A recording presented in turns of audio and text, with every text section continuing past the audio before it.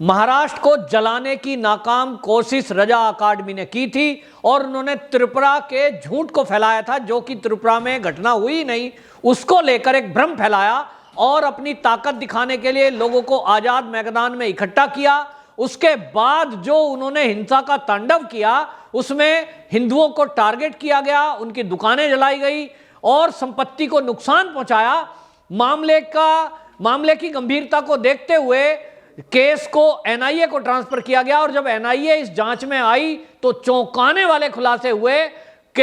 ये जो घटना पूरी हुई है, इस रजा अकादमी में बहुत सारे लोग ऐसे हैं जो आतंकवादी गतिविधियों से जुड़े हुए हैं। उनके तार भारत के बाहर बैठी हुई देश विरोधी ताकतों से जुड़े हुए हैं और इस मामले को लेकर एनआईए ने बहुत बड़ी कार्रवाई की है और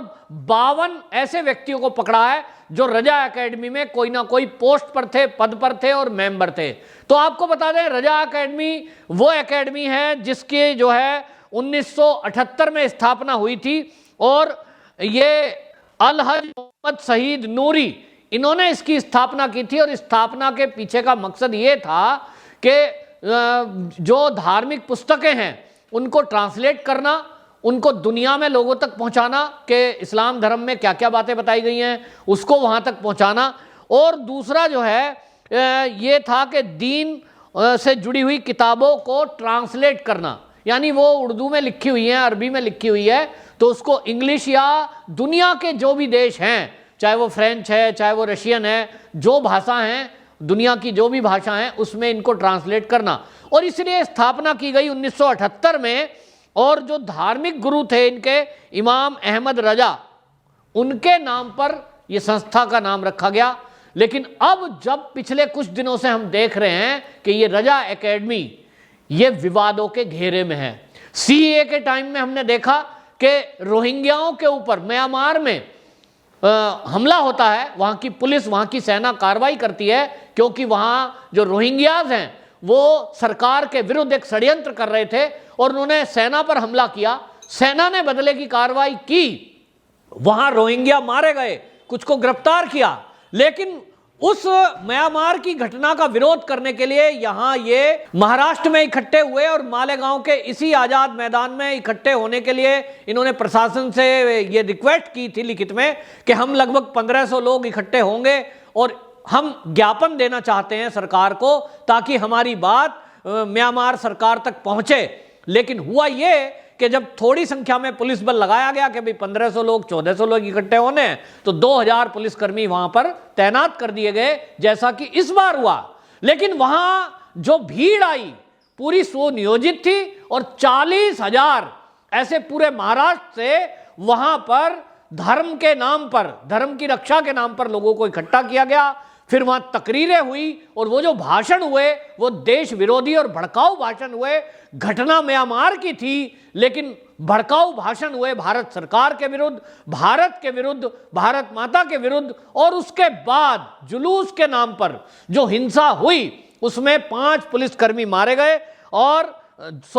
2 पुलिसकर्मी मारे गए और 50 पुलिस वाले उसमें घायल हुए थे। उस घटना में लूट खसूट हुई। लगभग महाराष्ट्र सरकार के पास जो अनुमान है 2.5 करोड़ रुपए की संपत्ति को नुकसान पहुंचाया गया।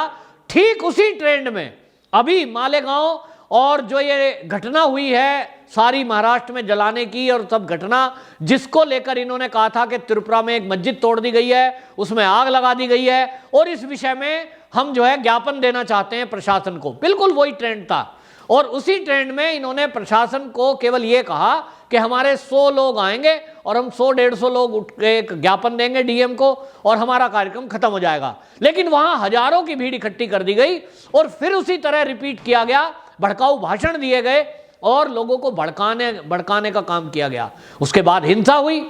उसके बाद दुकानों में आग लगा दी गई और ये सब जो रिकॉर्ड कर रहे थे लोग, जो लोकल मीडिया था,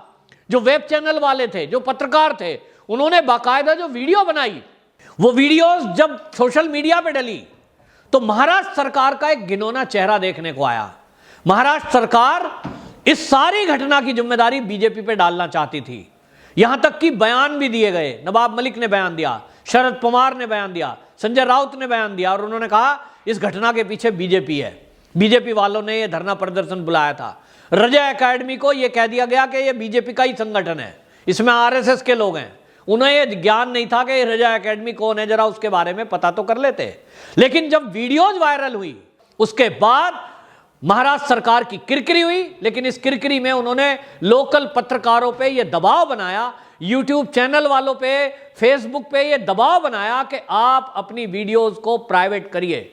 इसके सबूत आज भी सोशल मीडिया पे हैं कि ऐसे लोकल चैनल वालों को दबाव देकर महाराष्ट्र सरकार ने वो वीडियोज प्राइवेट करा दिए, जिसमें हिंसा होती दिख रही है, वो जुलूस दिख रहा है, तकरीरें देते हुए लोग दिख रहे हैं, भड़काऊ भाषण देते हुए दिख रहे हैं। और क्योंकि उससे सारा पासा पलट गया, जो महाराष्ट्र की सरकार, नवाब मलिक, शरद पवार, संजय राउत बीजेपी को घेरने की कोशिश कर रहे थे, इस दंगे को लेकर उल्टा सवाल उठा रहे थे कि ये बीजेपी के आदमी हैं, ये बीजेपी वालों ने कराया है, हमारी सरकार को गिराने की साजिश की जा रही है। संजय राउत जी ने बोला महाराष्ट्र सरकार को बदनाम करने के लिए किया जा रहा है। और जब पोल खुली कि इसमें तो रजा एकेडमी है और रजा एकेडमी का बीजेपी से कोई दूर दूर तक का लेना नहीं है, ये इस्लाम धर्म के मानने वालों का है, तब उन्होंने उन वीडियोस को प्राइवेट करा दिया। फिर पत्रकारों को ये खबर चलाने के लिए बैन कर दिया। किसी ने भी वो चैनल पर भड़काऊ भाषण नहीं सुने होंगे, क्योंकि ये महाराष्ट्र सरकार का दबाव था। लेकिन केंद्र सरकार हरकत में आई और केंद्र सरकार ने, जैसा कि कहा भी, इस मामले में पहले भी गिरफ्तारी हुई। लेकिन यहां एक शर्मनाक बात और हुई कि महाराष्ट्र की सरकार ने ये जो दंगा हुआ, इस दंगे के विरोध में भारतीय जनता पार्टी के लोकल लीडर जब प्रदर्शन कर रहे थे कि जिन हिंदुओं की दुकान जली उनके साथ महाराष्ट्र सरकार न्याय करे, दंगाइयों को पकड़े, साजिशकर्ताओं को पकड़े, तो महाराष्ट्र की सरकार ने पुलिस को आदेश दिया और भारतीय जनता पार्टी के न्याय मांगने वाले लोगों को ही पकड़ करके जेल में डाल दिया। न्यायालय में उनको प्रस्तुत किया गया, न्यायालय ने सबूत मांगे तो उनको जमानत पे रिहा तत्काल कर दिया गया, क्योंकि उनके विरुद्ध इस मामले को केंद्र सरकार ने गंभीरता से लिया और केंद्र सरकार ने इसमें तत्काल एनआईए को एक्टिव किया और पूरी जांच एनआईए के हाथ में दी कि आखिरकार जो घटना त्रिपुरा में हुई ही नहीं, उसको लेकर किस तरह से सुनियोजित तरीके से भ्रम फैलाया गया। उसमें शिवसेनाओं के नेता की इन्वॉल्वमेंट दिखाई दी, उसमें एनसीपी के नेताओं की इन्वॉल्वमेंट दिखाई दी। तो एक बात समझने में ये केंद्र सरकार को देरी नहीं लगी कि ये कुछ सुनियोजित एक पूरा का पूरा दंगा था, जिसके जरिए पूरे भारत में एक विशेष धर्म के लोगों को भड़काकर माहौल खराब करने की नीयत से ये सब किया गया है। और इसलिए इसके पीछे कौन लोग हैं, उन तक पहुंचना एनआईए की बहुत बड़ी जरूरत है। और इसलिए एनआईए को केंद्र सरकार ने आदेश दिए कि इस पूरे दंगे की योजना में जो जो लोग हैं, जिन जिन की इन्वॉल्वमेंट है और जो विदेशों में बैठे हुए इनके आका हैं, कौन कौन लोग हैं, इन सबको गिरफ्तार किया जाए। और इसलिए एनआईए ने एक बड़ी कार्रवाई करते हुए 52 ऐसे लोगों को पकड़ा जिनका संबंध निकला है रजा एकेडमी से, और वो इस दंगे में दोषी पाए गए। भड़काऊ भाषण देने के लिए, रैली को फंडिंग करने के लिए, लोगों को उकसाकर हिंदुओं की दुकान जलाने के लिए उन लोगों ने बाकायदा प्लानिंग की थी। उनकी कॉल डिटेल, उनकी लोकेशन सब एनआईए के पास है। लेकिन अभी भी जांच का जो फोकस है वो इस बात पर है कि इस पूरे दंगे का मास्टरमाइंड कौन था, इसके पीछे की साजिश के पीछे मंशा क्या थी। क्या इस सारे दंगे का मकसद था कि जो एनसीबी जांच कर रही है नवाब मलिक के दामाद की ड्रग मामले की, आर्यन खान के ड्रग मामले की, कहीं परमवीर सिंह के मामले की, उन सब जांच से ध्यान भटकाने के लिए ये दंगा तो नहीं किया गया है। क्योंकि हमने देखा है कि जब भी कभी कोई बड़ा लीडर गिरफ्त में आने की बात होती है, बॉलीवुड का कोई बड़ा सितारा जिसके ऊपर शिकंजा कसता दिखाई देता है, तुरंत इस तरह से महाराष्ट्र में कहीं ना कहीं दंगे फसाद करके मामले को डाइवर्ट कर दिया जाता है। और इसीलिए एनआईए को पहले से ही शक था कि इसके तार किसी ना किसी ऐसे लोग से जुड़े हैं जिनके ऊपर शिकंजा कसा हुआ है सीबीआई, आईटी और एनसीबी का। तो अब देखना यह होगा कि कहीं इसके तार नवाब मलिक से तो नहीं जुड़े, क्योंकि नवाब मलिक हैं जो आए दिन एनसीपी पर सवाल उठा रहे थे, समीर वानखेड़े पर सवाल उठा रहे थे। तो एनसीबी को घेरने की उनकी मंशा क्या है, क्या ड्रग माफियाओं को बचाने के लिए यह सब किया गया, इन सब पहलुओं पर जांच कर रही है एनआईए। तुरंत थोड़े दिन में ही इसका खुलासा होगा और जो भी दोषी होंगे वो जेल की सलाखों के पीछे होंगे। वंदे मातरम।